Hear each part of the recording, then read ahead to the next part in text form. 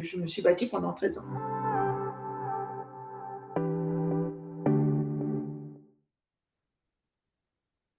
Bonjour Tara, Bonjour Alice, enchantée de vous rencontrer ici. enchantée. C'est la première fois qu'on échange en direct après des échanges sur LinkedIn. Oui, Et vous me confiez que vous avez vécu une situation très compliquée avec une expatriation, un divorce qui s'est mal passé, je pense qu'on peut dire, et oui, tout votre à fait. souhait d'éviter que d'autres personnes puissent vivre la même chose. Exactement. Pour moi, dans le divorce, et là, c'est vraiment le grand message que j'aurais voulu faire passer aux juges, aux avocats, aux parties. Le couple a des torts partagés, hein. Je n'étais pas sans tâche, il n'était pas sans tâche. J'ai pris sur moi, et puis bon, il n'était pas tout à fait complètement mauvais non plus. Mais les enfants sont innocents. Et ce sont les droits des enfants, c'est le bonheur des enfants qui doit être protégé avant toute chose. Parce que les enfants, c'est l'avenir. Je ne pouvais pas me payer un avocat. Alors j'ai pris ma plume et j'ai écrit au tribunal que je subissais un abus de droit parce que financièrement et matériellement, je ne pouvais pas me présenter à l'audience.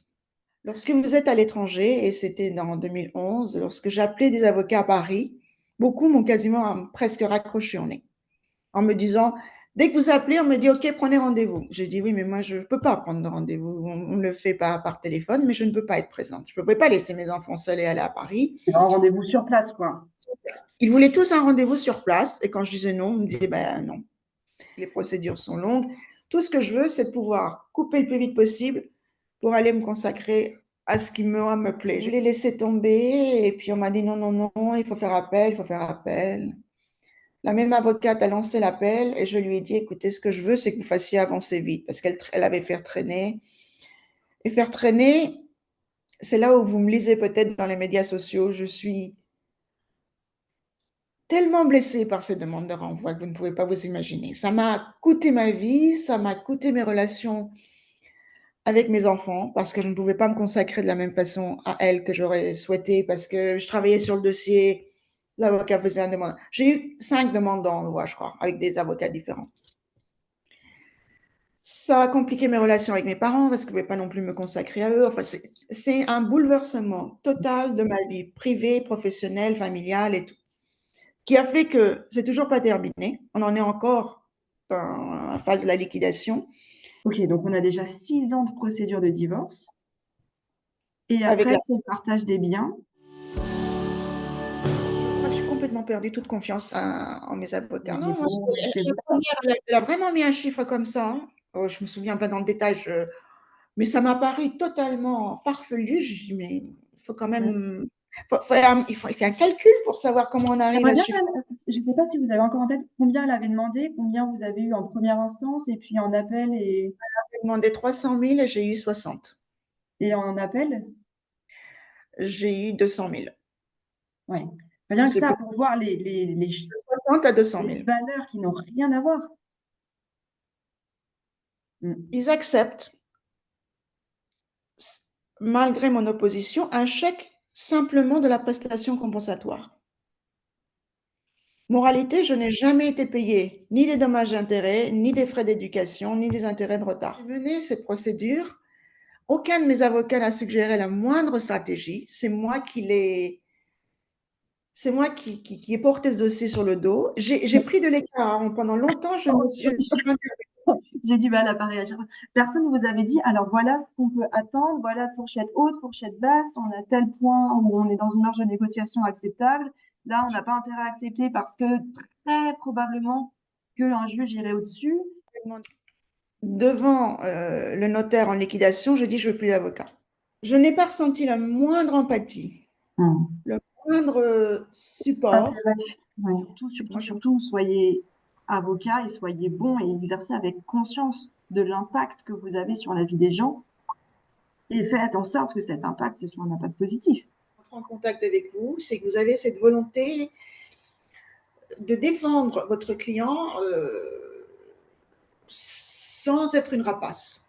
Je reste persuadée qu'il ne fait pas cette bataille pour l'argent, mais pour Je m'abattre. pense que les avocats peuvent rendre parfois la recréation d'une Mais entente, impossible. Parce qu'effectivement, eux, ils ont leur propre biais aussi. Peut-être qu'eux-mêmes n'y croient pas là où ça pourrait être possible pour les clients. Et peut-être effectivement qu'ils n'ont pas d'intérêt financier. Mais c'est pas le cas de tous les difficile. avocats. Effectivement, il y a des avocats qui sont pas capables émotionnellement de voir l'intérêt de leurs clients aussi, de refaire la paix, de s'apaiser et de dépasser les choses. L'intérêt financier de leurs clients, de trouver une solution, parce que ce que vous dites, 14 ans de procédure à se pourrir, à pas pouvoir disposer comme on veut de son argent parce que c'est pas vraiment sien, qu'on doit encore payer tout un tas de choses et qu'on sait pas ce qu'on va avoir à la fin. C'est quelle catastrophe. Parce que pour moi, c'est un point vraiment très important. Quand on choisit de se séparer, à la base, on choisit pas de faire du mal à l'autre, on choisit de se faire du bien à soi. Et même si le bien à soi, c'est de se dire, je me ressens en capacité de contrôle, de décision, de choses comme ça, le pouvoir qu'on exprime ou qu'on use sur l'autre, c'est pas pour lui faire du mal tant que ça, c'est pour moi me dire, ah, mais j'ai le pouvoir. Je suis en confiance parce que je suis en sécurité, parce que c'est moi qui contrôle. Et c'est de pouvoir recentrer les débats sur ce qui est vraiment important pour moi, en positif pour moi. Et de voir comment toi, tu peux avoir ce qui est positif pour toi et que moi, je puisse avoir ce qui est positif pour moi. Et d'avoir vraiment ces deux éléments-là. Si nous avions fait notre séparation amicablement en 2011, chacun prenait sa part, chacun le réinvestissait dans sa vie et chacun en profitait de sa vie. Nous avons tous les deux gâché une décennie de nos vies. Financièrement, nous sommes tous les deux touchés. Le juge va trancher un conflit, mais il vous laisse en conflit. La médiation ouvre le dialogue, essaye de vous faire comprendre le point de vue de l'autre et combien de fois c'était des gens adorables des deux côtés, simplement il y avait une incompréhension. Et quand on les met côte à côte et qu'ils se parlent et qu'ils renouent le dialogue, ils comprennent et ils s'en vont.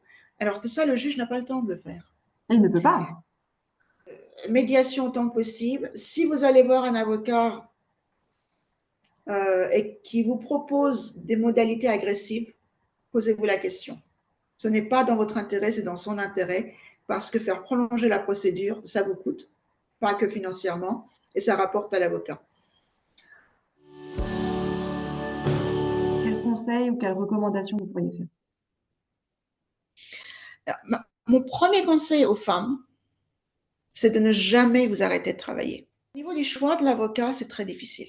C'est très compliqué lorsque c'est à distance. S'entendre avec son avocat, c'est très important. J'ai souffert du manque de confiance avec mes avocats. Comment accepter de passer à autre chose? Je pense que ça dépend des personnalités. Certains ont besoin de s'asseoir et de faire une liste de choses, des opportunités qui vont s'ouvrir à eux. Regarder ces opportunités futures, probablement, ça aide. Et c'est pour ça aussi qu'à chaque étape, je dis je laisse tomber parce que je voulais absolument me consacrer à ce qui me plaît. Quel conseil vous pourriez donner à votre vous de il y a 15 ans avec l'expérience que vous avez faite maintenant? Essayez de séparer l'émotion de l'intellect. J'ai trop réagi par moments émotionnellement. Mais c'est pas facile. Alors, j'aurais pas attendu ce conseil-là, c'est amusant. Au J'ai contraire, essayé. je pense qu'il faut complètement les relier. Je pense, mais par contre, je pense que ce qui est intéressant, c'est de se dire, waouh, là, il y a une émotion forte. Rationnellement, ça me paraît trop fort par rapport à ce qu'il a créé à la base. C'est qu'il y a quelque chose en moi qu'il faut aller voir. C'est que là, il y a quelque chose. C'est là que ça se joue en moi intérieurement, parce que les schémas familiaux qu'on peut reproduire, les blessures profondes, les failles qu'on a, dont on a hérité, on ne sait même pas forcément pourquoi, mais là, il y a un truc qui me touche fortement. Qu'est-ce que je peux vous souhaiter, ou qu'est-ce que je peux, oui, vous souhaiter de beau pour toutes les prochaines années à venir pour vous? J'ai accepté le fait que financièrement, j'avais tout perdu. Maintenant, je suis décidée à accepter la vie la plus simple possible à partir du moment où il n'est plus là et que je n'ai plus sa procédure qui me poursuit. Je me prépare à aller dans cette nouvelle liquidation en me disant tous les jours, je m'en fous. Qu'il prenne ce qu'il veut, je crois qu'il y a une justice quelque part. Donc je me prépare à aller devant ce nouveau notaire. Dans une liquidation, je vais me faire avoir. je vais voir ce que c'est que d'être pauvre. Je pense que je peux être heureuse sans le matériel, maintenant que je sais que mes enfants s'en sont sortis et qu'ils n'ont pas besoin de moi. Si c'est ça la justice, eh bien soit, je l'accepte. Il doit y avoir. Peut-être que parfois on est devant une montagne, j'ai souvent dit ça, parfois on est devant une montagne et on pense qu'on ne pourra jamais voir l'autre côté. Mais on peut, il suffit de traverser la montagne. Il y a toujours des voies de traverser la montagne. Et l'autre côté, c'est très vert.